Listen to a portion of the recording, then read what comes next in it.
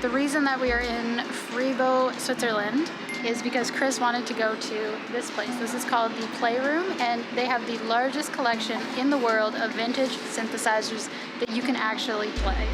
So let's go check it out.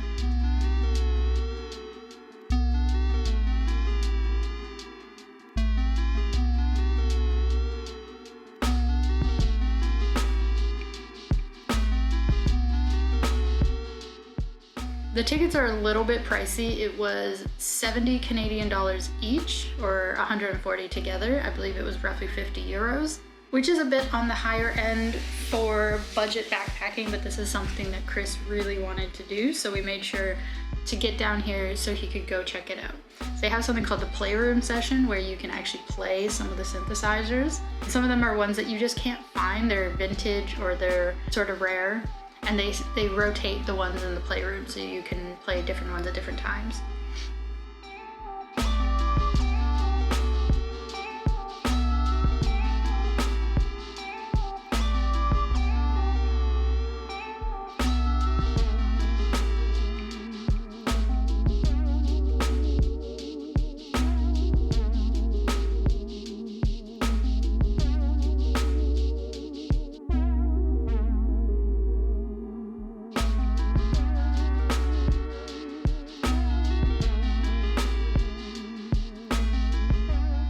Our visit was split into 2 hours in the Playroom, an hour tour of the synth collection, and ended with another hour in the Playroom. I don't know much about synthesizers, but you can check out Chris's video over on his channel for more information. I just had fun playing this one, the SH-101.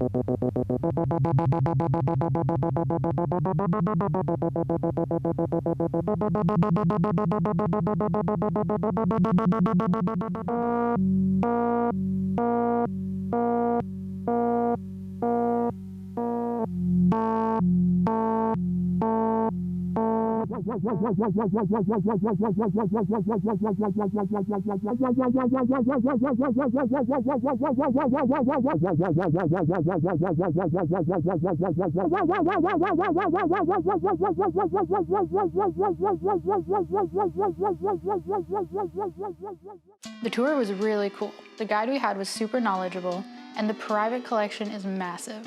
After decades of collecting these, the owner decided to partner with SMEM to create this museum.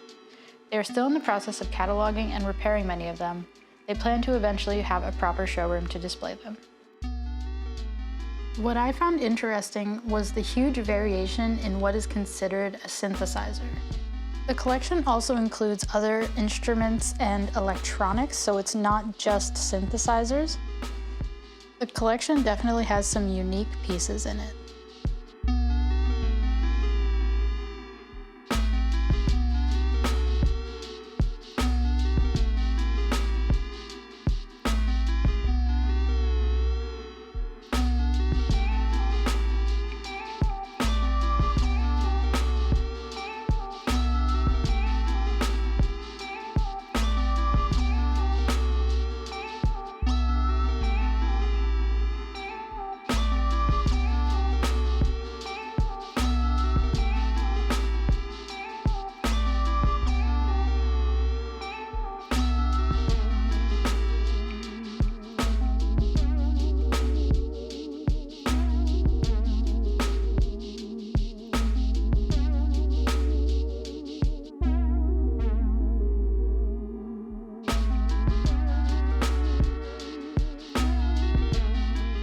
I may not know synthesizers, but I do know this one. This is the Yamaha CS-80.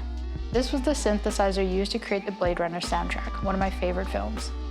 It isn't one you can play, but sometimes they have the CS-60 in the Playroom.